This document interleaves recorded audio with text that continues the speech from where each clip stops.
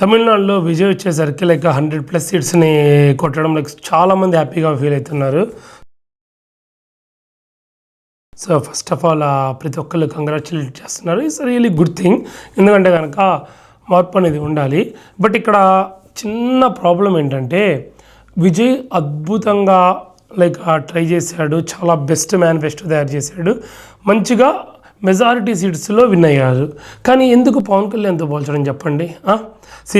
పవన్ కళ్యాణ్ గారు వచ్చేసరికి ఎప్పుడు కూడా సీరియస్గా తను పక్కాగా సీఎం అవ్వాలని ఏంతో పనిచేయలేదు. తన ఎజెండా వేరు, తన సిద్ధాంతాలు వేరు. సగం టైమ్స్ పొత్తులు కూడా పెట్టుకున్నాడు. ఓకేనా, అలా పెట్టుకుంటున్నప్పుడు ఏంటంటే like he don't want to become a CM సీరియస్గా. So he just want to serve people. So of course వాళ్ళ పాలనలో కూడా చాలా మిస్టేక్స్ ఉన్నాయి. బట్ అంత మాత్రాన ఫస్ట్ టైంకే 100 సీట్స్ కొట్టారు. పవన్ కళ్యాణ్ 10 ఏళ్ళకు కూడా 20 సీట్లు కొట్టారు. ఇట్లా పొత్తులో మిగిలిపోయాడని చెప్పి కంపేర్ చేయడం చాలా రాంగ్. బికాస్ పవన్ కళ్యాణ్ ఎప్పుడు కూడా ఓన్లీ సీఎం అవ్వాలనే ఫోకస్తో ట్రై చేయలేదు. ఈ జస్ట్ వాంట్ చేంజ్. అఫ్కోర్స్ మనం పవన్ కళ్యాణ్కి ఏమి ఏ ఐడియాలజీతో ఏమి సపోర్ట్ కాదు, కానీ బట్ మన స్టేట్ ఓకేనా వాళ్ళని తక్కువ చేయడం కరెక్ట్ కాదు వేరే వాళ్ళతో పోల్చి.